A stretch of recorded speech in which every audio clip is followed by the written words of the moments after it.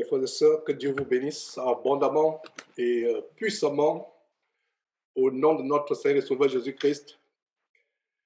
C'est une joie d'être ensemble aujourd'hui pour recevoir la bénédiction de Dieu sur la base de Psaume 133. Psaume 133. Ma prière est que aujourd'hui Dieu déverse encore sa rosée sur nous, sa bénédiction sur nous. Donc je vous salue, frères et sœurs, à travers le monde, peu importe là où vous êtes. En ce grand jour de l'an de grâce 2023, le 1er janvier, comme l'apôtre Paul nous recommande, inspiré par le Saint-Esprit, nous ne sommes pas observateurs des temps, des saisons, des années. Le monde, dans les réjouissances, célébrait la transition de 2022 à 2023 avec des feux d'artifice à travers le monde, avec des pétards, avec les débordements de débauche, d'ivrognerie, de gloutonnerie. Mais nous, véritables saints, nous n'observons pas ces choses. Nous n'observons pas ces choses, véritables saints, parce que la parole de Dieu est notre modèle. Tous les jours sont pareils. Qu'est-ce qui a changé aujourd'hui? Rien n'a changé. Est-ce que 2023 est différent de 2022? Rien n'a changé. Est-ce que quelqu'un peut me donner la différence entre 2023 et 2022? C'est la même température, c'est le même soleil, c'est la même pluie, c'est le même temps, c'est la même végétation. Rien n'a changé. Nous n'observons pas les années et ne vous attendez pas à ce qu'ils disent bonne année, joyeux anniversaire. Et je ne m'attends pas à ce que vous me dites aussi joyeux Noël ou bon anniversaire, ou peu importe. Je m'adresse surtout à ceux qui viennent de se joindre, qui sont nouveaux à ces réunions, à ces enseignements. Nous n'observons pas le temps. Le seul temps que nous observons, c'est l'an de grâce. C'est l'année de grâce dans laquelle nous sommes. C'est une année qui a commencé depuis la résurrection du Seigneur Jésus-Christ jusqu'à aujourd'hui. C'est une année qui va se poursuivre jusqu'à ce que le Seigneur Jésus revienne. C'est une année de grâce. C'est une année. C'est pas 2 années. C'est pas 3 années. Les hommes, dans leur intelligence, pensant être plus intelligents que Dieu, ont voulu établir la division des temps en saisons, en périodes. La preuve en est qu'il y a 2 grandes divisions, 2 grandes parties dans la division du temps, avant Jésus-Christ et après Jésus-Christ. Et le temps tel que nous avons aujourd'hui a été influencé par les Romains. Mais pour nous chrétiens, nous sommes dans l'an de grâce. C'est une année de grâce. Et nous devons rendre grâce tous les jours. Et je voyais sur les réseaux sociaux, YouTube, Facebook, WhatsApp, ces faux pasteurs que nous dénonçons faire des projets. Il y a quelqu'un que nous dénonçons particulièrement du côté du Congo. Barcelone Tunasi, j'ai vu une affiche, comment attraper vos bénédictions pour 2023. Nos bénédictions, c'est tous les jours. Nous n'avons pas à attendre un moment spécial de bénédiction. Le fait d'être en vie, de pouvoir glorifier Dieu, de pouvoir se rassembler, comme on a vu sur la base de Psaume 133, qu'il est bon, qu'il est agréable pour les frères d'être ensemble. C'est une joie, c'est une bénédiction. Là. Dieu devait l'arroser. Et quand je contemple ce verset en Psaume 133, j'y suis toujours, au verset 3, c'est comme la rosée de l'Hermon qui descend sur les montagnes de Sion. Quand vous lisez le mot Sion dans l'Ancien Testament, le mot Sion, c'est une figure d'anticipation du corps de Christ, des véritables élus. Dieu fait descendre la rosée. Et la merveilleuse rosée que nous pouvons avoir, c'est la rosée de la parole de Dieu. Et je crois que nous serons arrosés encore ce matin. Je n'ai pas prévu faire des enseignements. Aujourd'hui, nous allons passer le temps dans la prière, dans les témoignages, dans les confessions de péché, dans les actions de grâce. Et quand on dit action de grâce, oubliez ce que vous avez appris à Babylone. Action de grâce, ce n'est pas préparer les enveloppes d'argent. Action de grâce, c'est tout simplement dire merci à Dieu pour le souffle de vie que j'ai aujourd'hui. Dans beaucoup de réunions chrétiennes aujourd'hui, c'est les réunions de renouvellement de vœux pour 2020, les nouvelles résolutions, les résolutions de bonne année. J'étais en 2022, j'étais un fornicateur, j'étais un ivrogne. 2023, là, je dois changer. Avant même que le 15 janvier arrive, on retombe encore dans les nouvelles résolutions. On dit les résolutions de nouvel an. Je ne vais plus fumer, je ne vais plus boire, je ne vais plus fréquenter les prostituées, je ne vais plus faire ceci. Nous, chrétiens, nous avons nos résolutions jour après jour, minute après minute. Vous avez fléchi, vous êtes tombé, vous avez chuté, vous avez péché, vous demandez pardon à Dieu, vous revenez sur les rails.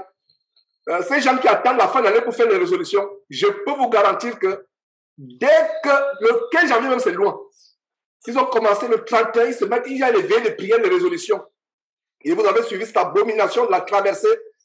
J'ai annoncé il y a quelques jours que cette nouvelle formule magique des nuits de traversée dans ces églises de Babylone, c'est de la sorcellerie. J'ai annoncé ça il y a quelques jours.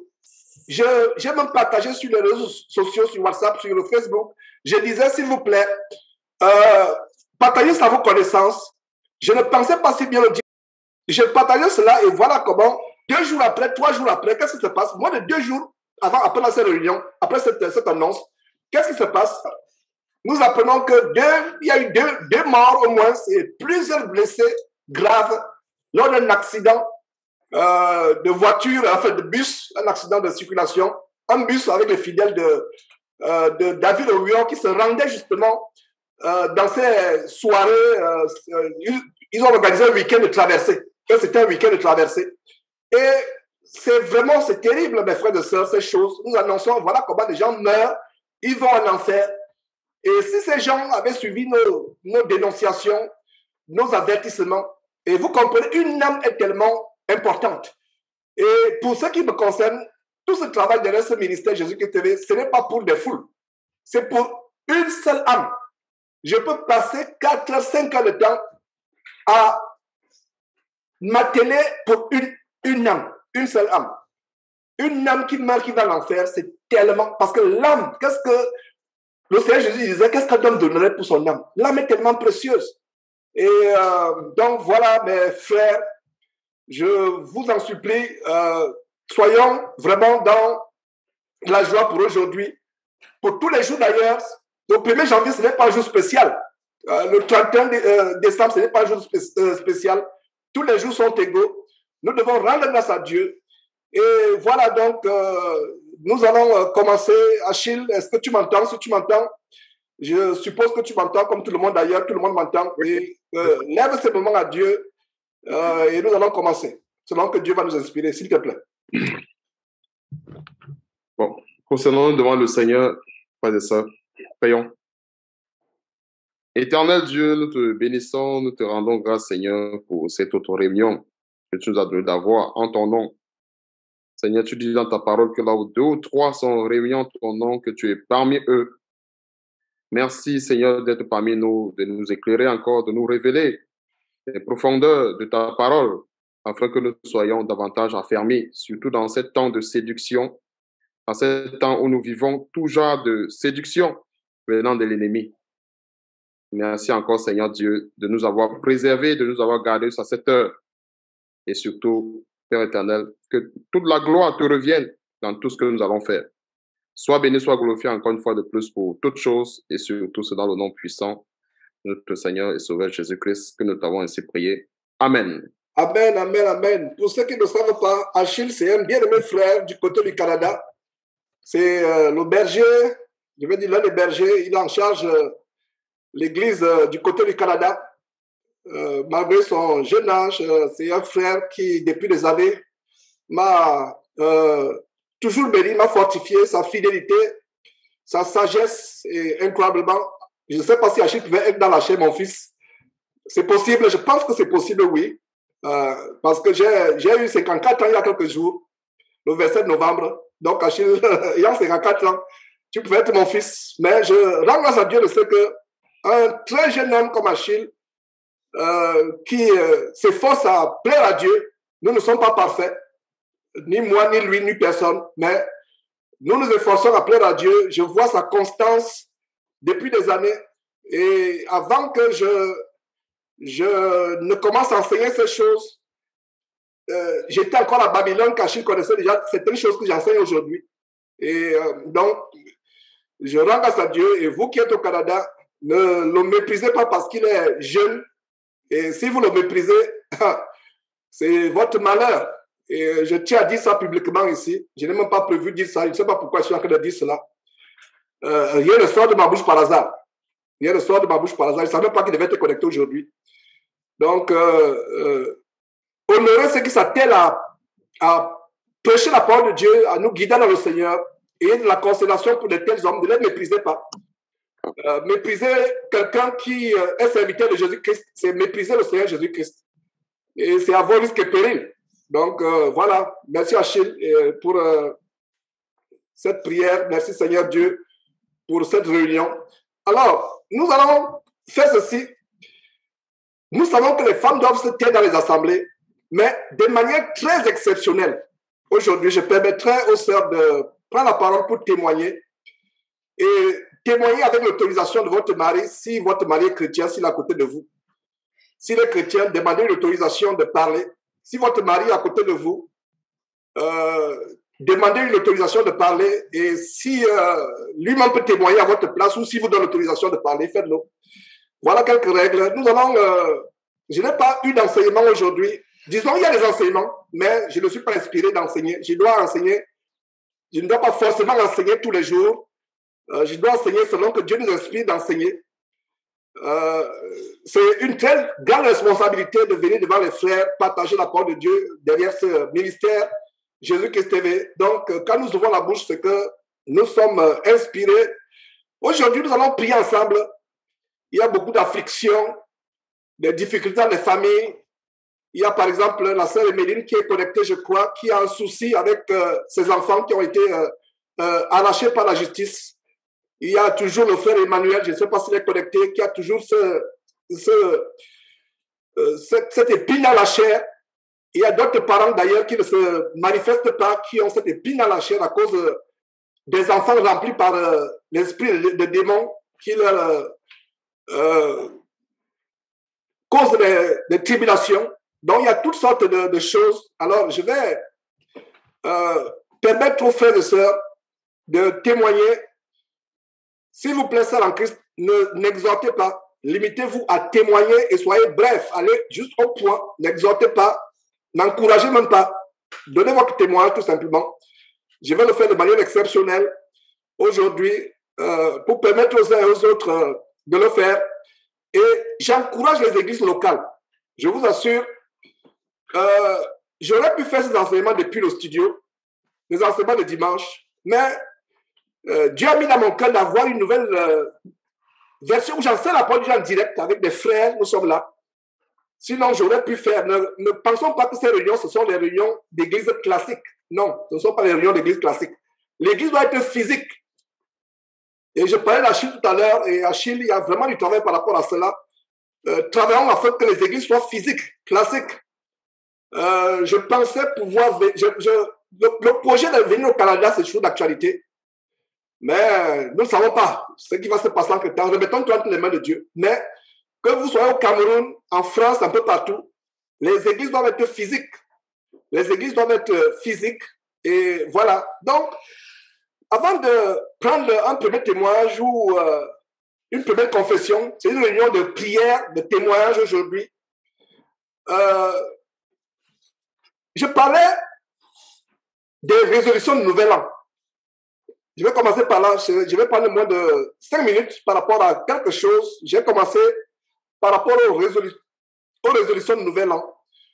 Nous n'avons pas de résolution à faire. Chaque fois que l'année commence, on dit voilà, vraiment, j'étais tellement... et encore, c'est même bien déjà, c'est déjà une bonne chose pour certains de prendre des résolutions de nouvelle année. C'est pas recommandable. Nos résolutions, c'est tous les jours. Mais ce que je veux dire, c'est que c'est encore un moindre mal que de prendre des résolutions concernant la vie spirituelle. Parce que tout le monde, tous les soi-disant chrétiens que vous voyez là dehors, prennent des résolutions sur le plan matériel. Que 2022 soit une année 2023 soit une année d'abondance financière, de promotion au travail. Tous les projets de construction, les projets de plantation, les projets d'affaires que tu avais, qu'ils se développent. Et voilà, donc ça c'est les gens du monde. Dans ces églises, ça me fait même mal de parler des gens de ces fausses églises comme gens du monde, parce qu'il y a le monde, il y a l'église. Mais ces églises est tellement entremêlée avec le monde est tellement présent dans ces églises que les résolutions, quand ils vont dans ces veillées-là, ce n'est pas pour glorifier Dieu. Comment, nouvelle résolution, mon célibat doit mourir, ma pauvreté doit mourir, ils vont avec les cercueils. Ils vont avec les cercueils, apporter des petits cercueils, ou alors il y a un grand cercueil. Mon célibat sera enterré. Mon célibat sera enterré. Mon célibat sera enterré. Ma pauvreté va être enterrée. Mon chômage va être enterré. Ma stérilité va être enterrée. Il n'y a pas de cercueil. Déjà, apporter le cercueil, ça c'est la nécromancie. Mais je n'ai jamais vu un cercueil où on défile avec un cercueil, où on écrit sur le cercueil ma masturbation, mon vol, mon mensonge, ma fraude va se enterrer. Ouais, les résolutions de nouvelle année. Alors, nous avons un verset qui nous montre nos résolutions. Voilà, le verset de nos résolutions, c'est Romains chapitre 12. Nous n'avons pas d'autres résolutions à prendre. La seule résolution que nous avons, et c'est d'ailleurs pas une résolution, c'est un commandement du Seigneur. C'est un commandement du Seigneur qui dit ceci. Romains chapitre 12, au verset 2, je vais lire ce verset et je vais passer la parole au premier témoignage, à la première confession de péché ou à la première demande de prière. Voilà. Que le Seigneur soit avec nous. Le Seigneur Dieu. Et en passant, j'ai une remarque. J'entends souvent les frères et sœurs dire le Seigneur, le Seigneur, le Seigneur. Le Seigneur est glorieux, merveilleux, le Seigneur. Quand vous dites Seigneur, il y a 3 sortes de Seigneur. Il y a 2 sortes de Seigneur pour un homme. Parce que j'entends souvent, oh, le Seigneur m'a béni, le Seigneur, le Seigneur. J'ai entendu des frères et sœurs dire cela. Je leur fais souvent des réponses en leur disant, frère, sœur, tu parles de quel Seigneur? L'homme a 2 seigneurs, la femme a 3 seigneurs.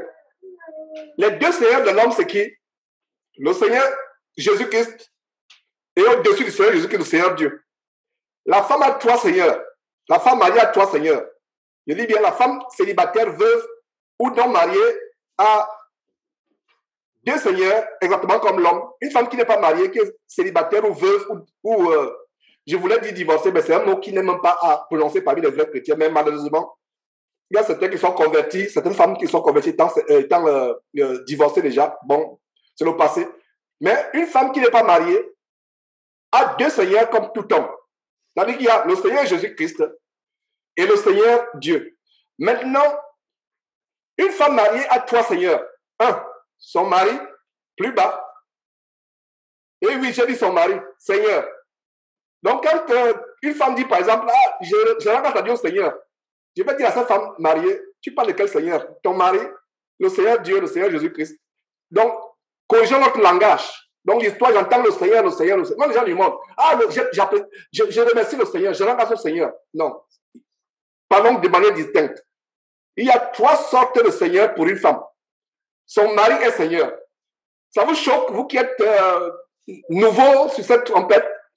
S'il vous plaît, ne vous déconnectez pas en disant que je viens d'entendre une abomination, que le frère dit que le mari est Seigneur. Ce n'est pas moi. Allez lire 1 Pierre chapitre 3. Sarah appelait Abraham son Seigneur. Donc, il y a 1 Pierre chapitre 3, verset 1 à 6, et il y a aussi 1 Corinthiens chapitre 3, chapitre 11, pas chapitre 3, 1 Corinthiens chapitre 11, verset 3, qui montre que l'homme est le chef de la femme. L'homme est le chef de la femme, et ce chef est comme le Seigneur. 1 Corinthiens chapitre 11, verset 3, vous jumelez avec 1 Pierre chapitre 3, où Sarah appelait Abraham Seigneur, et Dieu s'attend à ce que les sœurs en Christ imitent Sarah. Donc, sœur en Christ, si tu es marié actuellement, tu as 3 seigneurs. Tu as ton mari qui soit converti, qui soit sataniste, qui soit rosicrucien, marabout, franc-maçon, chrétien ou non chrétien. Ton mari est un seigneur. Pas un seigneur, je corrige, pas un seigneur. Il est ton seigneur à toi. Donc, tu as ton seigneur, ton mari. Tu as au-dessus de ton mari, tu as le Seigneur Jésus-Christ. Au-dessus du Seigneur Jésus-Christ, tu as le Seigneur Dieu. Donc, désormais, qu'on n'entende plus, les gens disent, ah, je rends grâce à Dieu, je rends grâce au Seigneur. Oh, le Seigneur m'a dit, le Seigneur m'a béni. Quel Seigneur? Soyons précis. Vous voyez, précis dans le langage. Alors, lisons donc Romains chapitre, je vois une main qui est levée, Thibaut. Voilà, j'espère que c'est pour un témoignage ou bien pour une requête de prière. Alors, donc, je vais passer la parole à la main qui est levée après avoir lu ce passage. Et vous dites pourquoi je lis ce passage. Et je vous ai déjà dit d'ailleurs, c'est des résolutions. Les gens font des résolutions de nouvel an. Il n'y a pas, et la plupart du temps, dans ces soi-disant églises, il n'y a pas de résolution de changer de vie. Il n'y a pas de résolution de nouvel an de changer de vie. Déjà, pour les résolutions de nouvel an, pour le chrétien, ça ne va pas exister. Mais pire encore, c'est les résolutions matérialistes. La poussière, la boue de la terre. Oh, vraiment, il faut que 2023, là, le projet de maison là, doit s'accomplir. Ah, la plantation que je veux faire là. Le diplôme, la formation que je voulais faire, non, ça c'est ma résolution, c'est que cette formation, je la fasse cette année. Le projet que j'ai, les affaires que je voulais, vous voyez, tout est matérialiste, tout est terrestre, tout est charnel. Il n'y a pas de résolution, il n'y a pas que mon péché va mourir. Il n'y a pas que mon péché sera enterré dans le cercueil. Il n'y a pas que, vous voyez, il vient avec les cercueils, il balade les cercueils dans ses veillées. S'il faisait encore les veillées où mon péché sera enterré en 2000, le 31 décembre, avant minuit, je donne à mon péché d'être enterré au plus tard. Bon, c'est encore moins de mal. Parce que Dieu ne dit pas qu'on attend une certaine période pour faire des résolutions. La plupart des gens que vous voyez faire des résolutions de nouvel an, je ne vais plus fumer. Je ne vais plus faire ceci, je ne vais plus faire cela. Généralement, c'est les résolutions de la chair. Je pense que j'ai pris du poids. Je pense que j'ai maigri. Il faut que ma résolution soit que je grossisse. Je pense que j'ai pris du poids. Il faut que ma résolution soit que je mange moins gras. Ou je mange moins fast-food. Les résolutions terrestres. Non, nos résolutions, c'est plaire à Dieu et on n'attend pas le 31 décembre. C'est tous les jours. Tous les jours. Alors, Romains chapitre 12 nous dit quoi? Verset 2. Ne vous conformez pas au siècle présent. Voilà. Ne vous conformez pas au siècle présent. La résolution. Ah, la nouvelle année. La nouvelle année. Voilà ce qu'on peut faire. On fait le bilan même le bilan financier. Quelles sont les bénédictions qu'on a eues en 2022? Nos bénédictions, c'est tous les jours. Et ce n'est pas forcément les bénédictions du monde. Ça, c'est les bonus que Dieu peut vous donner. S'il veut vous donner les bonus du monde, la poussière de la terre, ça dépend de lui. Mais la Bible dit quoi? Béni soit Dieu qui nous a bénis de toutes sortes de bénédictions célestes en Christ. Si vous voulez compter les bénédictions, comme il y a ce cantique qui dit, quand le vent de la tempête vient assombrir ton ciel bleu, au lieu de baisser la tête, compte les bienfaits de Dieu. Compte les bienfaits de Dieu, mets-les tous devant tes yeux. Tu verras en adorant combien le nombre en est grand. Voilà, j'ai oublié le détail. Si quelqu'un a un cantique, si vous avez inspiré à chanter un cantique, vous pouvez lever aussi la main, chanter un cantique. Et s'il vous plaît, évitons la cacophonie. Si vous voulez chanter le cantique, un frère ou une sœur veut chanter, fermez votre micro et chantez. Sinon, si les micros sont ouverts, ce sera la confusion. Et donc, voilà aussi, voilà, donc, comptez les bienfaits de Dieu. Dans ce cantique, est-ce que vous m'avez entendu dire, comptez les bienfaits de Dieu tous les 31 décembre? Non. Comptez les bienfaits, jour après jour, chaque jour. Seigneur Dieu, tu m'as béni aujourd'hui. J'ai le souffle de vie. Combien de personnes sont mortes dans votre ville aujourd'hui? Même ceux qui criaient bonne année, il y a certains qui n'ont pas vu. Ils criaient la nuit, ils ne le verront pas le 1er janvier, le jour du 1er janvier. Ils sont morts dans la nuit, dans l'ivrognerie, les accidents de circulation, tous, beaucoup de ceux qui criaient, même dans votre quartier. Au moment où je vous parle, il y a peut-être quelqu'un qui est mort parce qu'il était emporté dans les débordements de joie. Il y a certainement quelqu'un qui est mort dans votre quartier au moment où je vous parle, mais toi, tu as envie. Tu peux participer à ces réunions où nous recevons les bénédictions de Dieu selon Somme 133. N'est-ce pas une bénédiction? Nous comptons les bénédictions chaque jour. Ne vous conformez pas au siècle présent. Voilà le siècle présent. Le siècle présent, c'est l'image du monde. Ce siècle-là, c'est le monde. Ne vous conformez pas. Les gens trouvent bizarre. Il y a les connaissances qui ont commencé à nous envoyer. On a reçu une carte là d'une très merveilleuse personne que nous connaissons ici au Texas qui nous envoie une carte. On ouvre la carte. Qu'est-ce que? Merry Christmas, Happy New Year. Et je pense que Dieu nous donne la sagesse comment répondre. Voilà. Tu ouvres, mais ça a commencé. Tu ouvres à la boîte aux lettres, tu lettres maintenant, les connaissances que nous avons ici. Happy New Year. Et voilà. Nous n'observons pas ces choses. Et la semaine passée, on a vu ces merveilleux enseignements sur où on exposait l'abomination de Noël. On a découvert que Noël signifie non à Dieu, elle. Parce que si vous voyez tous les noms dans la Bible qui ont elle à la fin, c'est Dieu. Elle, c'est Dieu. Joël, c'est Dieu. Raphaël, c'est Dieu. Elle, c'est Elohim. Emmanuel, Gabriel, Michel, l'ange Michel, elle, c'est Dieu. Elohim. Vous voyez par exemple Michel, Gabriel, Joël, Ézéchiel. Vous voyez? Est-ce que vous avez rendu compte que dans la Bible, tous ces noms-là ont elle? Voilà, c'est Dieu. Donc ce n'est pas par hasard. Donc quand un parent donnait le nom d'Ézéchiel à son enfant, et Ézéchiel devenait un prophète plus tard, ce n'était pas par hasard. C'était pas par hasard. Ézéchiel, Joël, Élie, Élisée, soit le début est elle, soit la fin est elle. Est-ce que vous voyez comment la parole de Dieu a des révélations tellement subtiles, comme celle qu'il vient de vous donner? Même les noms des prophètes dans la Bible, dans le nom, il y a Dieu. Élie, elle. Élisée, elle. Ézéchiel, elle. Emmanuel, Dieu avec nous, elle. Michel, elle. Joël, elle. Gabriel, elle. Qui peut encore ajouter? Voilà, la liste est longue dans la Bible. Donc, faisons attention quand on lisant la Bible. Est-ce que vous savez que même dans les noms des prophètes, les noms des personnes de la Bible, qu'ils ont dévancé dans la foi, il y a une révélation qui vient de vous donner. Elle. Dieu est dans leur nom. Ah, mes frères et sœurs. Mes frères et sœurs, lisez la Bible. Il y a tout dedans. Il y a tout. Elle, voilà. Donc, dans le nom, elle. Il y a elle. Elle.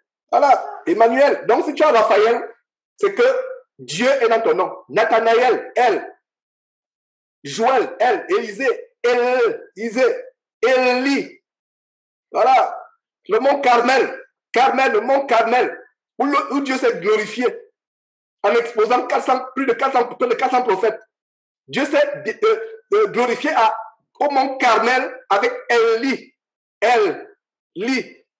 Pour ne pas dire Élie, mais quand il dit elle, c'est qu'il y a elle. Au mont Carmel. Il n'y a pas de hasard. Bref, si je vais dans ce côté-là, on va faire 1 heure. Rien que dans cet aspect des noms avec Dieu dedans. Mais le monde, s'il vous plaît, faisons attention, ne nous conformons pas au siècle présent. Et terminons ce verset, ne vous conformez pas au siècle présent, mais soyez transformés par le renouvellement. Il y a un micro ouvert, fermez le micro s'il vous plaît. Donc, ne vous conformez pas au siècle présent, mais soyez transformés par le renouvellement de l'intelligence. Voilà les résolutions que nous faisons.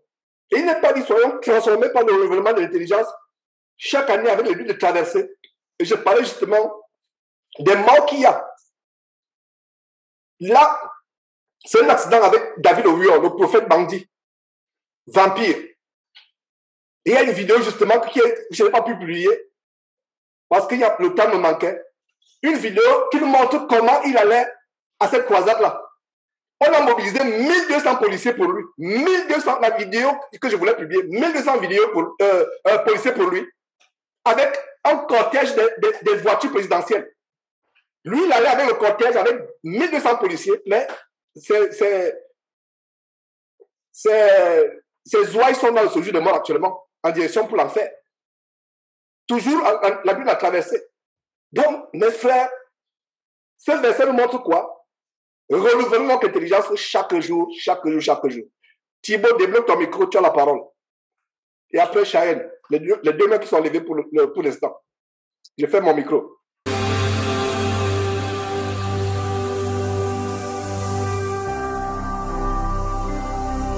Jésus-Christ TV,